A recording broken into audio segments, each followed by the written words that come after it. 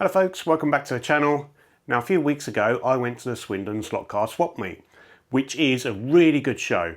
One of the first ones in the year. It was early January, I think the second weekend in January, and really well attended. Absolutely loads of trade stands and a second hall which had a nice big track in it, and even a HO drag strip track in it, which was something I haven't seen before. So yeah, really good event, but strangely I didn't buy any cars.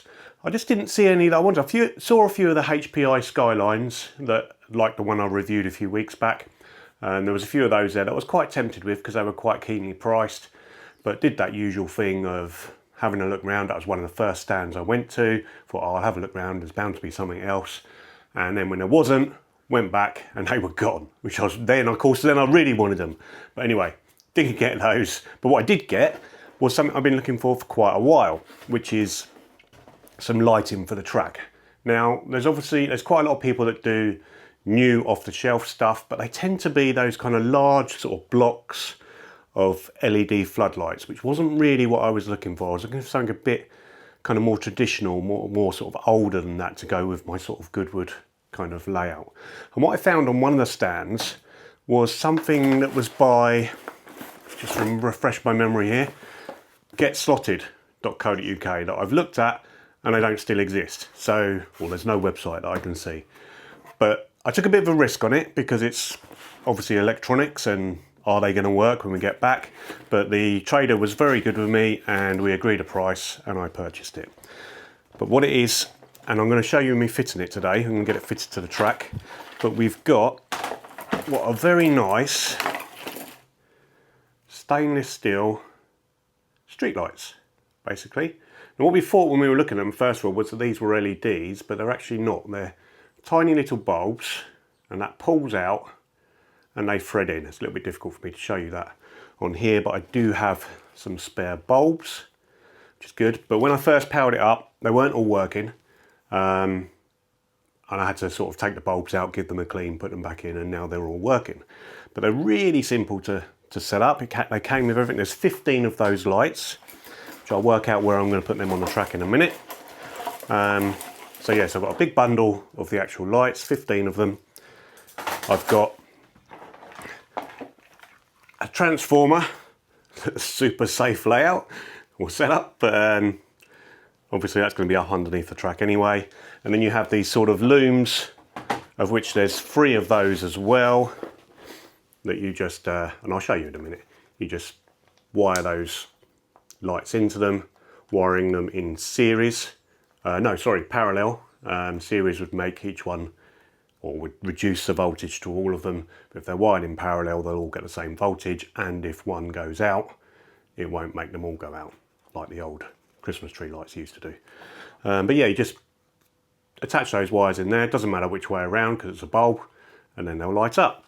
So let's get one lit up and show you how they work first of all. So as you can see here, I've got 3 lights set up. They're all just linked together, and as I said before, it's literally just, these are just like a push. You pull the clip a bit lower, the old speaker cables, pop that in there, and away it goes.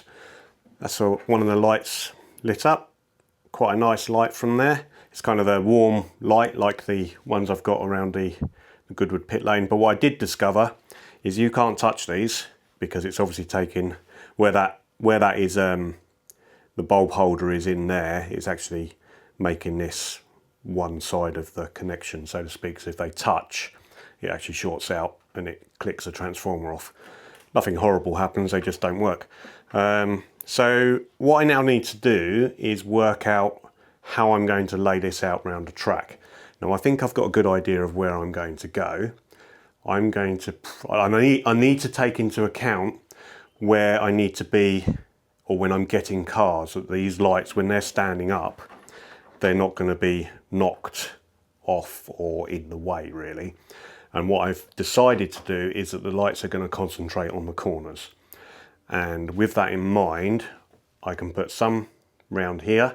I don't want them on the outside because they're likely to get knocked when people are in here racing. Inside's going to be better. I'm going to put some on the outside of that corner, on the outside of this corner, on the back there, Sorry, not pointing to the right direction. And then outside of that corner. But I'm going to stop before the edge too much, before this outer edge, again, for like people grabbing cars. I don't want one of those lights to be knocked and bent over. What I'm thinking is probably 3 there, possibly 4 at the back there, 5 round that one, and then I think 4 round this one, stopping sometime before we get to the edge here. So I'm going to set those out, and I'll show you when I put one of them in how I'm going to fix them. They're going to be dead easy, and the wiring underneath. So I've got 3 of these loom packs,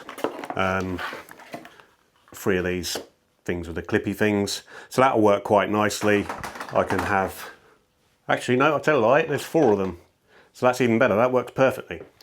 There's those ones there. So that's perfect. So that's one, I'll bring one to each corner, and then I'll probably have to extend some of these wires to bring it all to that. Or what I'll probably do, I've got some twin core wire here, and I've got some chocolate blocks, which is the way I will connect it. So yeah, let's get it set out, work out where I'm putting the lights in terms of their exact positions. And I'll get a few fitted, and you'll join me again in a minute with a few of them in place. Well, that all took way more time than what I was expecting. It's not even the same day actually, but yeah, it's all quite tricky. The main problem was the back corner there. I had to get down through the track, under the track, pull all that garage out to be able to get access to where I needed to be, and then get the wires to where I needed to be. The wires themselves and the lights were quite brittle, and very thin, so it didn't take a lot to snap those. It's like they would snap if you just looked at them funny. But I got around it. I got the looms to where I needed to be, just as I explained prior to this, was bring the looms to each corner and then wire the lights individually into those looms. That's basically what I did. The lights themselves, it's just a hole drilled in the baseboard and the lights pushed down through it, just a nice tight fitting, and that holds them in place. That'll be fine. But all that stuff is boring, isn't it? What you want to see is what they look like. So I'm really pleased with how these came out. I think they suit the track really well.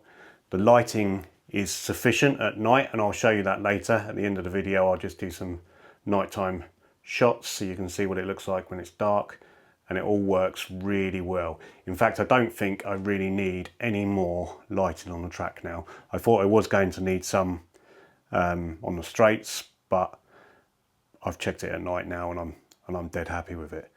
So yeah, so really pleased with that. Thanks for watching. Please do like and subscribe, it really helps me out. And I'll finish this video up with some nighttime shots. Take care.